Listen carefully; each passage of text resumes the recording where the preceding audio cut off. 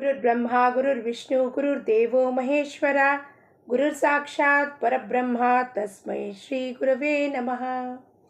जयाच्या जनी जन्म नामार्थ झाला, जयाने सदा वास नामात केला, जयाच्या मुखी सर्वदा नाम कीर्ती, नमस्कार त्या ಬ್ರಹ್ಮ ಚೈತನ್ಯ ಮೂರ್ತಿ. ಶ್ರೀರಾಮ್ ಸಮರ್ಥ. ಎಲ್ಲ ಆತ್ಮಜ್ಯೋತಿಗಳಿಗೆ ಸಾಷ್ಟಾಂಗ ಪ್ರಣಾಮ. ಇಂದಿನ 24 ಆಗಸ್ಟ್ ಶ್ರೀ ಮಹಾರಾಜರ ಪ್ರವಚನ. ಎಲ್ಲಿ ಸಂತರು ಅಲ್ಲಿ ಆನಂದ ಹಾಗೂ ಸಮಾಧಾನ ಇದ್ದೇ ಇರುತ್ತದೆ. ಎಲ್ಲಿ ಸಂತರು ಇರುತ್ತಾರೋ ಅಲ್ಲಿ ಆನಂದ ಮತ್ತು ಸಮಾಧಾನ ಇದ್ದೇ ಇರುತ್ತಾರೆ. ಹಾಗಂದರೆ ಸಂತರು ಎಲ್ಲಿರ್ತಾರಪ್ಪ? ಬಾಹ್ಯವಾಗಿ ನಾವು ದೈಹಿಕವಾಗಿ ಸಂತರನ್ನು ನೋಡಲಿಕ್ಕೆ ಆಗಲಿಲ್ಲ ಅಂದರೆ ನಾವು ಮತ್ತು ಆನಂದ ಸಮಾಧಾನ ಹೆಂಗೆ ಹೊಂದಬೇಕು? ಅವ್ರು ಹೇಳ್ಕೊಟ್ಟಿರೋ ಹಾದಿ, ಅವರು ಹೇಳ್ಕೊಟ್ಟಿರೋ ಬೋಧವಚನ, ಅವ್ರು ಅವ್ರು ಕೊಟ್ಟಿರುವ ಜ್ಞಾನ, ಅವರು ವಾಚನ ಮಾಡೋಕ್ಕೆ ಹೇಳಿರುವ ಸದ್ಗ್ರಂಥ, ಅನುಷ್ಠಾನಗಳು, ಅದರಲ್ಲಿ ಅವರು ಸಂತರು ನೆಲೆಸಿರ್ತಾರೆ. ಅದನ್ನು ನಾವು ನಿತ್ಯ ಮಾಡ್ಕೋತ ಹೋದರೆ ನಮಗೆ ಆನಂದ ಹಾಗೂ ಸಮಾಧಾನ ಸಿಕ್ಕೇ ಸಿಗುತ್ತದೆ. ಏನು ಹೇಳ್ತಾರಪ್ಪ ಶ್ರೀ ಮಹಾರಾಜರು? ಕೆಲವು ಸಂತರು ಮೇಲಿನಿಂದ ಅಜ್ಞಾನಿಗಳಂತೆ ಕಾಣುತ್ತಾರೆ, ಆದರೆ ಅಂತರಂಗದಲ್ಲಿ ಜ್ಞಾನಿಗಳಾಗಿರುತ್ತಾರೆ. ಮೇಲ್ಗಡೆಯಿಂದ ಅವ್ರ ಬಟ್ಟೆ ವಸ್ತ್ರ ನೋಡಿದ್ರೆ ಒಂದು ಕೌಪಿನ ಹಾಕ್ಕೊಂಡು, ಒಂದು ಯಡಿಯೂರ ಹತ್ರ ಒಂದು ತಟ್ಟೆಕೆರೆ ಅಂತಿದ್ದಾರೆ, ಅಲ್ಲಿ ಸಿದ್ದಪ್ಪಾಜಿ ಅಂತಿದ್ದಾರೆ, ಒಂದು ಕೌಪಿನ ಹಾಕ್ಕೊಂಡು ನಾವು ಮೊದಲನೇ ಬಾರಿಗೆ ಹೋದಾಗ ಅವ್ರು ಎಂಥ ಒಂದು ನಿರ್ವಾಣ ಸ್ಥಿತಿದಲ್ಲಿದ್ದಾರೆ ಅಂದರೆ ಅವ್ರ ಮೈ ಮೇಲೆ ಬಟ್ಟೆ ಕೂಡ ಇರಲಿಲ್ಲ, ಬಟ್ಟೆನೂ ಕಳಿಸಾಕ್ಬಿಟ್ಟಿರೋ, ಕೌಪಿನೂ ಇರಲಿಲ್ಲ. ಇನ್ನೊಂದು ಬಾರಿಗೆ ನಾವು ಹೋದಾಗ ನೋಡಿದಾಗ ಕೌಪಿನ ಹಾಕ್ಕೊಂಡು ಕೂತಿದ್ರು. ಅವ್ರ ಪಾಡಿಗೆ ಅವ್ರು ಕೂತಿದ್ರು. ನೋಡೋಕ್ಕೆ ಹೆಂಗಿದ್ದಾರೆ? ಬಾಹ್ಯವಾಗಿ ಸಾದಾ ಸಿಂಪಲ್, ಏನೂ ಇಲ್ಲ, ಆದರೆ ಅಂತರಂಗದಲ್ಲಿ ಜ್ಞಾನಿಗಳಾಗಿರುತ್ತಾರೆ. ನಿಜವಾಗಿಯೂ ಸಂತರನ್ನು ಬಾಹ್ಯ ವ್ಯವಹಾರದಿಂದ ಗುರುತಿಸುವುದು ಬಹಳ ಕಠಿಣವಾಗಿರುತ್ತದೆ. ನಾವು ಸಂತರವರಾಗಿ ಇರುವುದರಿಂದ ಅಥವಾ ಅವರ ಹೇಳಿದ ಸಾಧನೆಗಳಿರುವುದರಿಂದ ಅವರನ್ನು ಸರಿಯಾಗಿ ಗುರುತಿಸಲು ಬರುತ್ತದೆ. ಅವರ ಹೇಳ್ಕೊಟ್ಟಿರೋ ಸಾಧನೆ ಏನು ಹೇಳ್ಕೊಟ್ಟಿದ್ದಾರೋ ಅದರಿಂದ ನಾವು ಅವರನ್ನು ಸಂತರಂತ ಗುರುತಿರಲಿಕ್ಕೆ ಬರುತ್ತದೆ. ಅಥವಾ ಅವರಾಗಿ ನಾವು ಇರಬೇಕು, ಸಂತರವರಾಗಿ ಇದ್ಬಿಡ್ಬೇಕು. ಅಲ್ಲಿ ಏನು ಯಾವ ಥರ ತರ್ಕ ವಿತರ್ಕ ಮಾಡಬಾರದು. ಮನಸ್ಸಿನಲ್ಲಿಯ ವಿಷಯಗಳನ್ನು ತೆಗೆದು ಹಾಕಿದರೆ ಸಂತರ ಪ್ರಚೀತಿ ಬರುತ್ತದೆ. ಇಲ್ಲಿ ಏನು ವಿಕಾರಗಳಿದೆಯೋ, ವಿಷಯಗಳಿದೆಯೋ, ಅದನ್ನೆಲ್ಲ ತೆಗೆದು ಆಚೆ ಒಗೆದಾಗ ಅವ್ರ ಪ್ರಚೀತಿ, ಅವ್ರು ಹೆಂಗಿರ್ತಾರಪ್ಪ, ಅವರ ಬೋಧನೆ ಮಾಡಿದ ನಮ್ಮ ಒಳಗೆ ಹೆಂಗೆ ರಕ್ತಗತವಾಗತ್ತೆ ಅನ್ನೋದನ್ನು ಅನುಭೂತಿಗೆ, ಪ್ರಚೀತಿಗೆ ಬರುತ್ತೆ. ನಮ್ಮ ದೋಷಗಳು ಇಲ್ಲವಾಗುವವರೆಗೂ ಅಥವಾ ಜನರ ದೋಷಗಳು ಕಾಣದಂತೆ ಆಗುವವರೆಗೂ ಸಂತರನ್ನು ಸಂಪೂರ್ಣವಾಗಿ ನಮಗೆ ಗುರುತಿಸಲು ಬರುವುದಿಲ್ಲ. ಎಲ್ಲಿವರೆಗೂ ನಮ್ಮ ದೋಷ, ಒಳಗಿನ ದೋಷ ಹೋಗೋದಿಲ್ವೋ, ಅಥವಾ ನಾವು ಬೇರೆಯವರಲ್ಲಿ ದೋಷ ಹುಡುಕ್ತಾ ಇರೋದು ಬಂದ್ ಮಾಡೋದಿಲ್ವೋ, ಅಲ್ಲಿವರೆಗೂ ಸಂಪೂರ್ಣವಾಗಿ ಇವ್ರು ಸಂತರು ಅಂತ ಹೇಳಲಿಕ್ಕೆ ಬರೋದಿಲ್ಲ. ಅವ್ರು ಸಾಮಾನ್ಯವಾಗಿ ಕಾಣಿಸ್ತಿರ್ತಾರೆ, ರಸ್ತೆ ಮೇಲೆ ಕೀರ್ತನೆ ಮಾಡ್ತಿರ್ತಾರೆ. ನಾವೇನು ಅನ್ಕೋತೀವಿ, ಇವ್ರಿಗೆ ಹೇಳ್ಕೊಟ್ಟಿಯಾರು, ಇವ್ರು ಅದಕ್ಕೆ ಮಾಡ್ತಾರೆ. ಅಲ್ಲ, ಅವರಲ್ಲಿ ಆನಂದ ಹೊಂದಿರ್ತಾರೆ, ಪರಮಾತ್ಮನ ಹೊಂದಿರ್ತಾರೆ. ಅದಕ್ಕೆ ಎಲ್ಲಿ ಹೋದರೂ, ಯಾವ ಜಾಗದಲ್ಲಿದ್ದರೂ ಕೀರ್ತನೆ ಮಾಡೋಕ್ಕೇನು, ಯಾವ ಜಾಗದಲ್ಲಿ ಹೇಳೋಕ್ಕೇನು, ಎಲ್ಲಿ ಕೂತ್ರೂ ಅವ್ರು ಶುರು ಮಾಡ್ತಾರೆ. ಅವರ ಆ ಆನಂದದವನ್ನು ಹೇಳಕ್ಕೆ ಶುರು ಮಾಡಿದ ಅಮೃತವಾಣಿ, ಅದರಲ್ಲೆಲ್ಲರೂ ಆನಂದದಲ್ಲಿ ಮುಳುಗೋಗ್ತಾರೆ. ಸಂತರ ದೋಷ ಕಾಣಿಸುವುದೆಂದರೆ ನಮ್ಮ ದೋಷಗಳನ್ನು ಹೊರಗೆ ತೋರಿಸುವುದಂತೆ. ನಾವು ಸಂತರಲ್ಲಿ ದೋಷ ನೋಡ್ತೀವೋ, ಇವರೇನೋ ನೋಡ್ರಿ ಹಿಂಗೆ ಕೂತಿದ್ದಾರೆ, ಹಿಂಗೇನೋ ಸಾದಾ ಬಟ್ಟೆ ಹಾಕ್ಕೊಂಡಿದ್ದಾರೆ, ಇವ್ರಿಗೇನೋ ಬರೋದೇ ಇಲ್ಲ, ಅವ್ರು ಚಲೋ ಹೇಳ್ತಾರೆ, ಹಿಂಗೆಲ್ಲ ಸಂತರಲ್ಲಿ ಒಂದೊಂದೇ ದೋಷ ಹುಡ್ಕಿದ್ರೆ ನಮ್ಮಲ್ಲಿರುವ ದೋಷ ಕಾಣಿಸ್ತಿರ್ತಾರೆ ಹೊರಗಡೆ. ನಾವು ಬೇರೆಯವರಲ್ಲಿ ನೋಡ್ತಿದ್ದೀವಿ, ಬೇರೆಯವರಲ್ಲ, ನಮ್ಮ ಪ್ರತಿಬಿಂಬ ಹೊರಗಡೆ ಕಾಣಿಸ್ತಿರುತ್ತೆ. ಅವ್ರಿಗೆ ದೋಷ ಹೇಳಿದ್ರೆ ಅದು ನಮ್ಮಲ್ಲೇ ಇರುತ್ತದೆ. ಸಂತರು ಹಸಿರು ಸಂಪಿಗೆಯ ಹೂವಿನಂತೆ ಇರುತ್ತಾರೆ. ಸುಗಂಧ ಬರುತ್ತದೆ, ಆದರೆ ಹಸಿರು ಎಲೆಯಲ್ಲಿ ಅದನ್ನು ಶೋಧಿಸಿ ತೆಗೆಯಲು ಆಗುವುದಿಲ್ಲ. ಹಸಿರು ಸಂಪಿಗೆ ಅಂತ ಹೂ ಹಸಿರು ಸಂಪಿಗೆ ಇರುತ್ತೆ. ಅದಂಗೆ ಎಲೆದಲ್ಲಿ ಹಸಿರು ಕಲರ್ನಲ್ಲಿ ಹಸಿರು ಮಿಕ್ಸ್ ಆದರೆ ಹೆಂಗೆ ಕಾಣಿಸುತ್ತೆ? ಸುಗಂಧ ಮಾತ್ರ ಬರ್ತಾ ಇರುತ್ತೆ. ಅದರಂತೆ ಸಂತರು ಯಾರಿರ್ತಾರೋ ಅವರು ಸುಗಂಧ ಅಂದರೆ ಅವ್ರು ಹೇಳೋ ಮಾತು, ಅವ್ರದಿಂದ ಬರ್ತಾ ಇರೋ ಊರ್ಜಾ ಏನಿದೆ ಎಲ್ಲ ಕಡೆ ಬಡಿತಾ ಇರುತ್ತೆ. ಆದರೆ ಬಾಹ್ಯವಾಗಿ ನಾವು ಅವ್ರನ್ನ ನೋಡಿದ್ರೆ ಹೆಂಗಿರ್ತಾರೆ, ಆ ಹಸಿರು ಎಲೆ ಒಳಗೆ ಒಂದಾಗೋಗಿದ್ದಾಗ ಅದು ಸಂಪಿಗೆ ಕಾಣಿಸ್ತಿಲ್ಲ. ಹಾಗೆಯೇ ಅವರು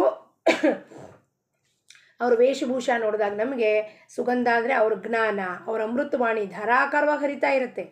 ಆದರೆ ನಾವೇನು ಮಾಡ್ತೀವಿ, ಅವ್ರು ಸಾಮಾನ್ಯರು ಅಂತ ನಮ್ಮ ದಾರಿ ತಪ್ಪು ಹೋಗ್ಬಿಡ್ತೀವಿ. ಅದರಂತೆ ಎಲ್ಲಿ ಸಂತರು ಇರುತ್ತಾರೋ ಅಲ್ಲಿ ಆನಂದ ಹಾಗೂ ಸಮಾಧಾನ ಇರುತ್ತದೆ. ಆದರೆ ಅವರ ಸಾಮಾನ್ಯ ಮನುಷ್ಯರಂತೆ ವ್ಯವಹರಿಸುವುದರಿಂದ ಹಾಗೂ ಕಾಣುವುದರಿಂದ ನಮಗೆ ಅವರನ್ನು ಗುರುತಿಸಲು ಆಗುವುದಿಲ್ಲ. ಸಾಮಾನ್ಯವಾಗಿರ್ತಾರೆ ನಮ್ಮ ಗುರುಗಳೀಗ ಟೀ ಶರ್ಟು ಬರ್ಮುಡ ಪ್ಯಾಂಟ್ ಹಾಕ್ಕೊಂಡು ಉಪಾಸನಾ ಕೇಂದ್ರಕ್ಕೆ ಹೋಗ್ತಿದ್ರು. ಅಲ್ಲಿ ಹೋದಾಗ ಅವರೇ ಎಲ್ಲರಿಗೂ ಜಪಮಾಲೆ ಕೊಡೋದು, ಚಾಪೆ ಹಾಸೋದು, ಪ್ರಸಾದ ಹಂಚೋದು ಎಲ್ಲವನ್ನು ಮಾಡಿ ಎಲ್ಲ ವಾಪಸ್ ತೆಗೆದಿಟ್ಟು ಬರೋದು, ಎಲ್ಲ ಕೆಲಸ ಮಾಡ್ತಿದ್ರು. ಸಾಮಾನ್ಯ ಜನರು ಏನು ಅನ್ಕೋಬೇಕು ಅವ್ರನ್ನ, ಇವನೊಬ್ಬ ಸಾಮಾನ್ಯ ಮನುಷ್ಯ ಬರ್ತಾನೆ ಉಪಾಸನೆಗೆ ಅಂತ. ನಾನೇನೋ ಇದ್ದೀನಿ ಅನ್ನೋದನ್ನು ಯಾವತ್ತೂ ಅವ್ರು ತೋರಿಸ್ಲಿಲ್ಲ. ಒಬ್ರಿಗೆ ವಿಡಿಯೋ ಮಾಡಿಕೊಡ್ತಾಯಿದ್ರು ಅವರು. ವಿಡಿಯೋ ಮಾಡೋಕ್ಕೆ ಫೋಟೋ ಹಾಕಿ ವಿಡಿಯೋ ಮಾಡಿಕೊಡಮ್ಮ ಅಂತ ವಿಡಿಯೋ ಮಾಡಿಕೊಡ್ತಿದ್ದೆ. ಅವರಿಗೆ ಭಗವದ್ಗೀತೆಯ 700 ಶ್ಲೋಕಕ್ಕೆ ವಿಡಿಯೋನೂ ಮಾಡಿಕೊಟ್ರು ಅವರು. ಅವ್ರಿಗೆ ಯಾವಾಗ ಗುರುಗಳು ದೇಹ ಬಿಟ್ಟರು ಅವ್ರು ಅಳಕ್ಕೆ ಶುರು ಮಾಡಿದ್ರು.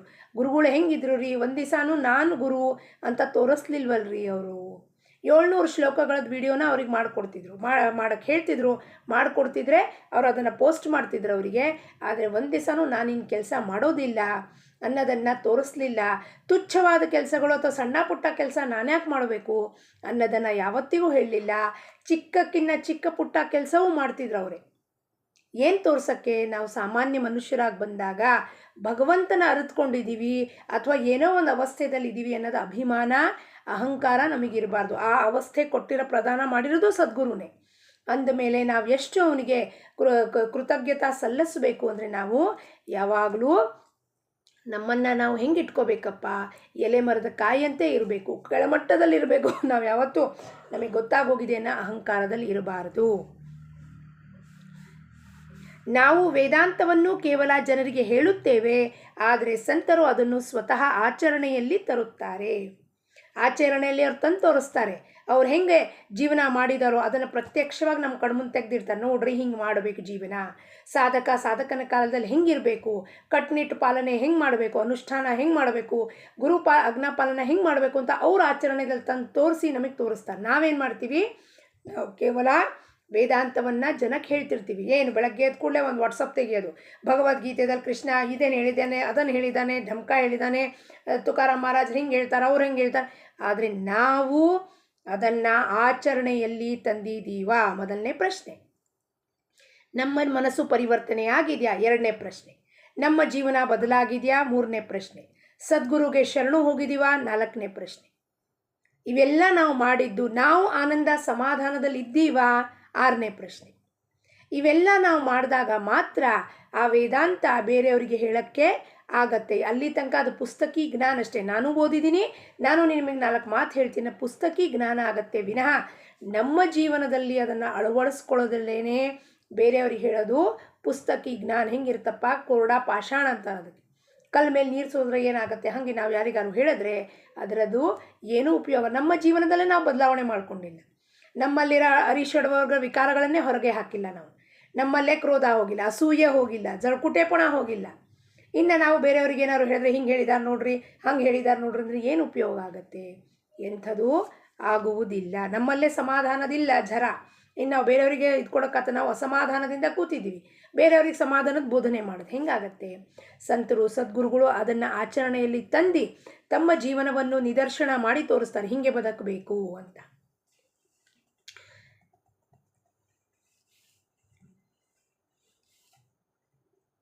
ಅವರ ಮೇಲೆ ಕಠಿಣ ಪ್ರಸಂಗಗಳು ಬಂದರೂ ಅವರು ವಿಚಲಿತವಾಗುವುದಿಲ್ಲ. ಯಾಕೆ ವಿಚಲಿತ ಆಗೋದಿಲ್ಲ?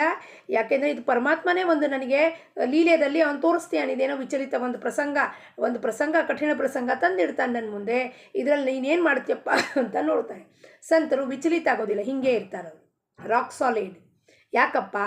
ಪರಮಾತ್ಮ ರಾಮ ನೀನೇ ಇದನ್ನು ಕೊಟ್ಟು ಕಳಿಸಿದ್ಯಾ ಸನ್ನಿವೇಶನ, ಇದಕ್ಕೆ ಸೊಲ್ಯೂಷನ್ನು ನೀನೇ ಕೊಡ್ತೀಯಪ್ಪ ಅಂತ ಅವರು ಪರಮಾತ್ಮನ ಮೇಲೆ ಬಿಟ್ಬಿಡ್ತಾರೆ. ನಾವೇನು ಮಾಡ್ತೀವಿ?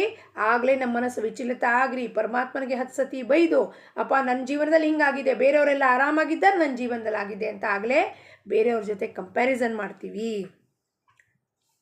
ಸಂತರು ನಿಸ್ಸಂಶಯವಾಗಿರುತ್ತಾರೆ, ಆದರೆ ನಾವು ಸಂಶಯದಲ್ಲೇ ಇರುತ್ತೇವೆ. ಆದ್ದರಿಂದ ಅವರಿಗೆ ಸಮಾಧಾನವಿರುತ್ತದೆ, ನಾವು ಅಸಮಾಧಾನದಲ್ಲಿಯೇ ಇರುತ್ತೇವೆ. ಸಂಶಯಗಳನ್ನು ದೂರ ಮಾಡಲು ನಮ್ಮ ವೃತ್ತಿಗಳು ಬದಲಾಯಿಸಬೇಕು. ನಮ್ಮ ವೃತ್ತಿ ಬದಲಾಗಬೇಕು. ವೃತ್ತಿ ಬದಲಾಗಬೇಕು ಅಂದರೆ ಏನು? ಸಂಪೂರ್ಣವಾಗಿ ಪರಮಾತ್ಮನ ಮೇಲೆ ನಿಷ್ಠ, ಶ್ರದ್ಧಾ, ಸದ್ಗುರು ಮೇಲೆ ನಿಷ್ಠ ಇರಬೇಕು. ಅವನು ಏನಕ್ಕೆ ಮಾಡ್ತಿದ್ದಾನೋ ನನ್ನ ಜೀವನದಲ್ಲಿ, ನನ್ನ ಒಳಿತಕ್ಕೆ ಮಾಡ್ತಿದ್ದಾನೆ ವಿನಃ ಇದರಲ್ಲಿ ಯಾವ ಕೆಟ್ಟತನೂ ಇಲ್ಲ. ಅದರಲ್ಲಿ ಏನು ಪ್ರಸಂಗ ತಂದಿಡ್ತಾನೆ ನಮ್ಮ ಕಣ್ಮುಂದೆ, 4 ಜನದ ಹತ್ರ ಬಯಸ್ತಾನೆ, ಅಪಮಾನದ ಮಾತುಗಳನ್ನು ಹೇಳ್ತಾನೆ, ನಿಂದನೆ ಮಾತಾಡಿಸ್ತಾನೆ, ಎಲ್ಲರ ಮುಂದೆ ಅವಮಾನಗಳನ್ನು ಮಾಡಿಸ್ತಾನೆ, ಕಠಿಣ ಪ್ರಸಂಗಗಳಂತ ತಾನೆ. ಈ ಪ್ರಸಂಗದಲ್ಲಿ ನೀನೇನು ಮಾಡ್ತೀಯ ನೋಡೋಣ. ನಿನ್ನ ಕ್ರೋಧ ಕಡಿಮೆ, ನಿನ್ನ ಕ್ರೋಧ ನಿನ್ನ ಹತೋಟಿಯದಲ್ಲಿದೆಯೋ, ನೀನು ಅಸೂಯದಲ್ಲಿದೆಯೋ, ಎಲ್ಲಿದೆಯಾ, ಏನಿದೆಯಾ, ಆ ಸಾಧಕನ ಯಾವ ಅವಸ್ಥೆದಲ್ಲಿದೆಯಾ ಅನ್ನೋ ಪರೀಕ್ಷೆಗಳನ್ನು ಮಾಡ್ತಾನೆ. ಅದಕ್ಕೆ ನಮ್ಮ ವೃತ್ತಿಗಳನ್ನು ಬದಲಾಗಬೇಕು. ಸಂತರಿಗೆ ರುಚಿಸುವುದು ನಮಗೆ ರುಚಿಸುವುದೆಂದರೆ ನಾವು ಅವರ ಸಮಾಗಮ ಮಾಡಿದಂತೆ. ಅವ್ರ ಸಮಾಗಮ ಮಾಡೋದು ಅಂದರೆ ಏನಪ್ಪ? ಒಂದಾಗೋದು ಭಗವಂತನಲ್ಲಿ ಅಂದರೆ ಅವನಿಗೇನು ಇಷ್ಟನೋ ಅದನ್ನೇ ನಾನು ಮಾಡಬೇಕೇ ವಿನಃ ಸದ್ಗುರು ಇಚ್ಛೆಯಂತೆ ವರ್ತಿಸುವುದೇ ಗುರು ಸೇವೆ ಆಗಿರುತ್ತದೆ.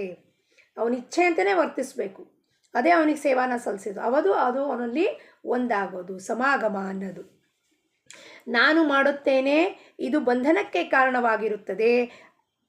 ಅದು ಇಲ್ಲದಾಗುವುದೆಂದರೆ ಗುರುಗಳವರಾಗುವುದು. ಯಾವಾಗ ನಾನು ಮಾಡ್ತೀನಿ ಅಂದರೆ ಗುರುವಿನಲ್ಲಿ ಒಂದಾಗ್ಲಿಕ್ಕೆ ಸಾಧ್ಯನೇ ಇಲ್ಲ. ಅಲ್ಲೆಲ್ಲ ನನ್ನ ಪ್ರತಿಷ್ಠಿತನ, ನನ್ನ ಅಹಂಕಾರ ತೋರಿಸ್ತಿರ್ತೀನಿ. ಗುರುವಿನವರಾಗಿದ್ದವರು ಅವ್ರು ಒಂದು ಮಾತಾಡಲಿಕ್ಕೂ ಹೋಗೋದಿಲ್ಲ. ಏನು ಬರುತ್ತೋ ನೀನು ಇಚ್ಛಾ ಕಣಪ್ಪ, ಸದ್ಗುರುನಾಥ್ ಮಹಾರಾಜ್ ಕಿ ಜೈ ಎಂದು ಬಿಟ್ಟುಬಿಡ್ತಾರೆ ಎಂದು ತಿಳಿಯಬೇಕು. ಒಮ್ಮೆ ತಪ್ಪುತ್ತಾನೆ ಹಾಗೂ ಒಮ್ಮೆ ಸರಿಯಾಗಿ ನಡೆಯುತ್ತಾನೆ, ಅವನು ಸಾಧಕನೆಂದು ತಿಳಿಯಬೇಕು. ಹಾಗೂ ಯಾರು ಯಾವಾಗಲೂ ಸರಿಯಾಗಿ ನಡೆಯುತ್ತಾರೋ ಅವರು ಸಿದ್ಧರೆಂದು ತಿಳಿಯಬೇಕು. ಒಮ್ಮೆ ತಪ್ಪು ಮಾಡ್ತಾನೆ, ಒಮ್ಮೆ ಸರಿ ಮಾಡ್ತಾನೆ ಅಂದರೆ ಏನು? ಅವನಿಗಿನ್ನೂ ಸಂಪೂರ್ಣವಾಗಿ ಸದ್ಗುರು ಮೇಲೆ ನಂಬಿಕೆ ಇಲ್ಲ, ಶ್ರದ್ಧಾ ಇಲ್ಲ, ಶರಣಾಗತಿ ಭಾವನೆ ಇಲ್ಲ. ಅದಕ್ಕೆ ಒಂದು ಸತಿ ತಪ್ಪಿರ್ತಾನೆ, ಒಂದು ಸತಿ ಸರಿಯಾಗಿ ಮಾಡ್ತಾನೆ ಕೆಲಸ, ಒಂದು ಸತಿ ಸದ್ಗುರು ಅಂತೆ ಮಾಡಿರ್ತಾನೆ, ಒಂದು ಸತಿ ತನ್ನ ಮನಸ್ಸಿನಂತೆ ಮಾಡಿರ್ತಾನೆ. ಆದರೆ ಯಾರು ಸಿದ್ಧರು ಅಂದರೆ ಸಾಧಕಕ್ಕಿನ್ನ ಇನ್ನೂ ಮುಂದಿನ ಅವಸ್ಥೆಯಲ್ಲಿ ಹೋಗಿರ್ತಾನೆ, ಅವನಿಗೆ ಗೊತ್ತಿರತ್ತೆ ಇದು ಸದ್ಗುರು ಇಚ್ಛೆ ಅಂತಲೇ ಆಗ್ತಿರೋದು ಜೀವನದಲ್ಲಿ ಕಾರ್ಯ. ಅದಕ್ಕೆ ಅವನು ಅದನ್ನು ಆಗುವಾಗ ಬಿಟ್ಟು ಆ ಕರ್ಮಗಳನ್ನು ಮಾಡಿ ಅದರ ಫಲದಲ್ಲಿ ಯಾವ ಅಪೇಕ್ಷೆಯನ್ನು ಮಾಡುವುದಿಲ್ಲ. ಕೇವಲ ಇಂದ್ರಿಯ ದಮನವು ಸರ್ವಸ್ವವೆಂದು ತಿಳಿಯಬಾರದು. ಅದು ಏತಕ್ಕಾಗಿ ಇರುತ್ತದೆಯೋ ಅದರ ಅನುಸಂಧಾನವಿರಬೇಕು. ಇಂದ್ರಿಯ ದಮನ, ನಾನು ಇವತ್ತು ಕಂಟ್ರೋಲ್ ಮಾಡಿಬಿಡ್ತೀನಿ ಮನಸ್ಸನ್ನು, ಇವತ್ತು ಮೌನ ಮಾಡಿಬಿಡ್ತೀನಿ, ಯಾರ ಜೊತೆಗೂ ಮಾತಾಡೋದಿಲ್ಲ, 4 ದಿವಸ ಬಿಟ್ಟಾಗಲೇ ಅಟಮ್ ಬಾಂಬ್ ಭಟ್ ಅಂತ ಹೊಡೆದೋಗುತ್ತೆ, ಯಾರೋ ಏನೋ ಹೇಳಿದ ಕೂಡಲೇ ಸಿಟ್ಟು ಬಂದೋಗುತ್ತೆ. ಅದು ಅಲ್ಲ.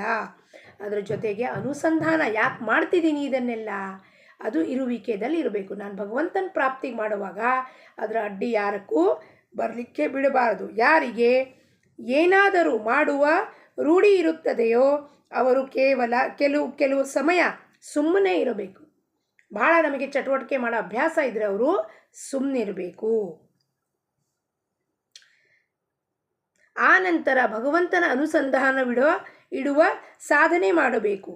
ನಾವು ಪರೀಕ್ಷೆಯಲ್ಲಿ ಒಮ್ಮೆ ಅನುತ್ತೀರ್ಣರಾದರೆ ಮತ್ತೆ ಪರೀಕ್ಷೆಗೆ ಕೂಡುತ್ತೇವೆ. ಆದರೆ ಭಗವಂತನ ಇರುವುದರಲ್ಲಿ ಒಮ್ಮೆ ಪ್ರಯತ್ನ ಮಾಡಿ ಅದರಲ್ಲಿ ಯಶವು ಬರದಿದ್ದರೆ ಪ್ರಯತ್ನ ಮಾಡುವುದನ್ನೇ ಬಿಟ್ಟು ಬಿಡುತ್ತೇವೆ. ಬೇಡಪ್ಪ, ನಮ್ಮ ಕೈಲಿ ಆಗಲ್ಲ ಕಣ್ರಿ, ಮನಸ್ಸಿನ ಕಂಟ್ರೋಲ್ ಮಾಡ್ಲಿಕ್ಕೆ ಬರಲ್ಲ, ಮನಸ್ಸು ಹೆಂಗೆ ಹೋಗುತ್ತೋ ಹಾಗೆ ಹರಿದಾಡ್ತಿರತ್ತೆ, ನಾವು ಅದ್ರ ಕಡೆ ವಾಪಸ್ ಒಳಗೆ ತರ್ಲಿಕ್ಕೆ ಆಗ್ತಿಲ್ಲ. ಯಾಕಪ್ಪ? ನಮ್ಮ ಮಕ್ಕಳಿಗೆ ಡಿಗ್ರಿ ಕೊಡಿಸ್ಬೇಕು, ನಾವೇ ಡಿಗ್ರಿ ಹಾಸಿಲ್ ಮಾಡಬೇಕು ಅಂದರೆ ಯಾವತ್ತಾದರೂ ಫೇಲ್ ಆಗಿದ್ರೆ ಮತ್ತೆ ಎಕ್ಸಾಮ್ ಕಟ್ಟಿಲ್ವಾ? ಯಾಕೆ? ಇಲ್ಲಿ ಉದರ ನಿರ್ವಾಹದ ಪ್ರಶ್ನೆ. ದುಡ್ಡು, ಹಣ, ಕಾಸು, ಆಸ್ತಿ, ಅಂತಸ್ತು, ಸಂಪತ್ತು ಬೇಕು. ಆದರೆ ಪರಮಾರ್ಥದಲ್ಲಿ ಪರಬ್ರಹ್ಮ ವಸ್ತು ಬೇಕು ಅಂತ ಒಮ್ಮೆ ಆಗಲಿಲ್ಲ ಮತ್ತೆ ಪ್ರಯತ್ನ ಮಾಡಬೇಕು, ಇನ್ನೊಮ್ಮೆ ಆಗಲಿಲ್ಲ ಮತ್ತೆ ಪ್ರಯತ್ನ ಮಾಡಬೇಕು. ಅಸಂಶಯಂ ಮಹಾಬಾಹೋ ಮನೋ ದುರ್ನಿಗ್ರಹಂ ಚಲಂ ಅಭ್ಯಾಸೇನ ತು ಕೌಂತೆಯ ವೈರಾಗ್ಯೇಣ ಚ ಗೃಹ್ಯತೆ. ಅಸಂಶಯಂ ಮಹಾಬಾಹೋ ಅರ್ಜುನನಿಗೆ ಹೇಳ್ದ ಕೃಷ್ಣ, ಹೇ ಅರ್ಜುನ, ಇದು ಅಸಂಶಯಂ, ನಾನು ನಿನ್ಗೆ ಒಪ್ಕೋತೀನಿ. ಅವನಿಗೆ ಗೊಂದಲ ಆಗಿತ್ತು. 6 ಅಧ್ಯಾಯ ಕೇಳಿದ್ರು ಕೂಡ, ಬೋಧನೆ ಕೇಳಿದ್ರು ಕೂಡ, ಕೃಷ್ಣ ನನ್ನ ಕೈಲಾಗಲ್ಲಪ್ಪ ಇದು ಮಾತು ಅಂತಾನೆ. ಯಾಕಾಗೋದಿಲ್ಲಪ್ಪ? ಇವ್ರು ನೋಡಿ, ನಮ್ಮ ಅಜ್ಜ ಇದ್ದಾರೆ, ನಮ್ಮ ಅಪ್ಪಿದ್ದಾರೆ, ನಮ್ಮ ಧೃತರಾಷ್ಟ್ರ ಇದ್ದಾನೆ, ನಮ್ಮ ದೊಡ್ಡಪ್ಪ ಇದ್ದಾನೆ, ಅವನಿದ್ದಾನೆ, ಇವನಿದ್ದಾನೆ, ಯಾರು ರಿಲೇಟಿವ್ಸ್ ಇದ್ದಾರೆ, ಇವ್ರನ್ನ ಹೆಂಗೆ ಹೊಡಿಲಿ? ಅರ್ಜುನ ಹೇಳ್ದ ಅವನಿಗೆ, ನೀನು ನಿಮಿತ್ತ ಮಾತ್ರ ಇದೆಯಾ. ಬಾಣ ಬಿಡ್ತಿರೋ ನಾನು, ಕೈ ಕ್ರಿಯಾ ನೀನು ಮಾಡ್ತಿದ್ಯಾ ಅಷ್ಟೇ. ಆಲ್ರೆಡಿ ನಾನು ಬಾಣ ಬಿಟ್ಟು ಅವ್ರನ್ನ ಸಾಯಿಸಿದ್ದೀನಿ. ಯಾಕೆ? ಅವರು ಅಧರ್ಮಿ. ಧರ್ಮವನ್ನು ಬಿಟ್ಟು ಅಧರ್ಮ ಹೊಂದಾಗ ಅದನ್ನು ಸ್ಥಾಪನೆ ಮಾಡೋಕ್ಕೆ ಪುನಃ ಪುನಃ ನಾನು ಬರ್ತೀನಿ. ಆದರೆ ನೀನು ಸಂಶಯ ಇಟ್ಕೋಬೇಡ, ನಾನು ಮಾಡ್ತಿರೋದು ಹೌದು. ನನಗೆ ಗೊತ್ತು ನಿನಗೆ ಯಾಕೆ ಸಂಶಯ ಬರ್ತಿದ್ಯಪ್ಪ, ಇದು ಸಾಮಾನ್ಯವಾದ ಕೆಲಸ ಅಲ್ಲ. ಅದಕ್ಕೆ ಪುನಃ ಪುನಃ ಅಭ್ಯಾಸೇನ ತು ಕೌಂತೆಯ ವೈರಾಗ್ಯೇಣ ಚ ಗೃಹ್ಯತೆ. ಅಭ್ಯಾಸ ಮಾಡಿ ಮಾಡಿ ಮಾಡಿ ಪ್ರಾಕ್ಟೀಸ್ ಮಾಡಿದಾಗ ಅವಾಗ ನಿನಗೆ ಗೊತ್ತಾಗತ್ತೆ, ನಾಹಂ ಕರ್ತ ನಾಹಂ ಭೋಕ್ತ, ಎಲ್ಲ ಕರ್ತ ಧರ್ತ ಪರಮಾತ್ಮನಿದ್ದಾನೆ. ಈ ಕ್ರಿಯೆ ಏನು ಮಾಡಿಸ್ತಿದ್ದಾನೋ ಈಗ, ಇದನ್ನು ಅವನೇ ಮಾಡಿಸ್ತಾ ಇರೋದು. ಆದರೆ ಆಗ ಹೋಗುವ ಪರಿಣಾಮಗಳು ಪರಮಾತ್ಮನಿಗೆ ಬಿಟ್ಟಿರೋದು.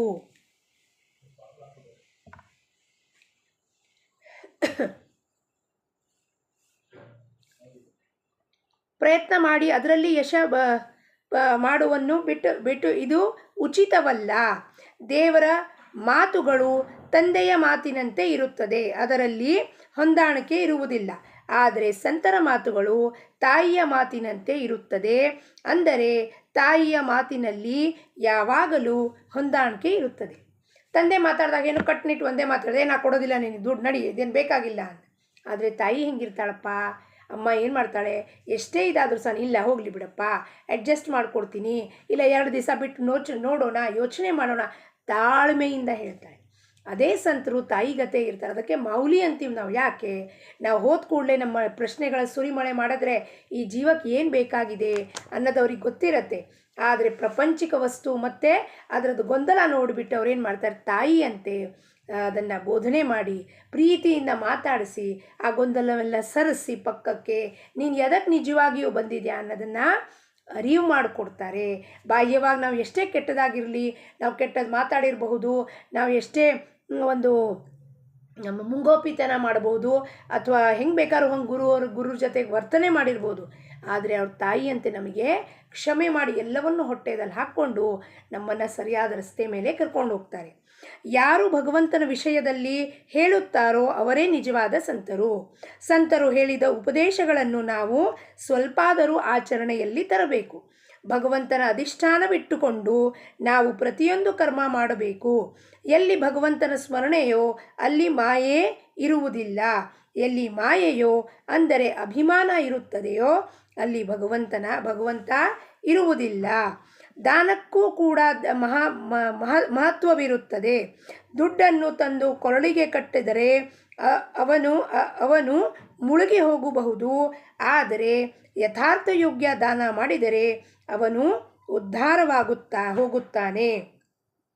ದಾನಕ್ಕೆ ಮಹತ್ವ ಇದೆ ಅಂದರೆ ಏನಪ್ಪ, ಎರಡೊಂದು ರೀತಿಯಲ್ಲಿ ನೋಡಬೇಕು.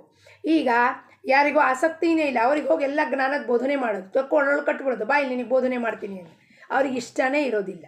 ಅಂಥ ದಾನ ಉಪಯೋಗ ಇಲ್ಲ. ಆದರೆ ದಾನ ಯಥಾರ್ಥವಾಗಿ ಯೋಗ್ಯರಿಗೆ ಮಾಡಿದ್ರೆ ಏನಾಗತ್ತವಾಗ, ಅದು ಸರಿಯಾಗಿ ಮುಟ್ಟತ್ತೆ, ಉದ್ಧಾರ ಆಗೋಗ್ತಾರವರು.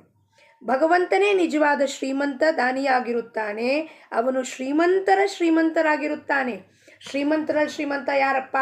ಟಾಟಾ ಅಂಬಾನಿ, ರತನ್ ಟಾಟಾ ಅಲ್ಲ. ಶ್ರೀಮಂತ ಒಡೆಯ ಅವನು, ಪರಮಾತ್ಮ, ತ್ರೈಲೋಕ್ಯದ ಒಡೆಯ ಅವನು. ಶ್ರೀಮಂತ ಈ ಪೃಥ್ವಿ ಸಂಪೂರ್ಣ ಬ್ರಹ್ಮಾಂಡವನ್ನು ಸೃಷ್ಟಿ ಮಾಡ್ದ. ಕೋಟ್ಯಾನುಕೋಟಿ ದುಡ್ಡು ಮಾಡ್ಬೋದು, ಆದರೆ ಸೃಷ್ಟಿ ಮಾಡ್ಲಿಕ್ಕಾಗತ್ತಾ ನಮ್ಮ ಕೈಲಿ? ದೊಡ್ಡ ಈ ಬ್ರಹ್ಮಾಂಡ ಸೃಷ್ಟಿ ಮಾಡ್ಲಿಕ್ಕಾಗತ್ತಾ? ಆಗುವುದಿಲ್ಲ.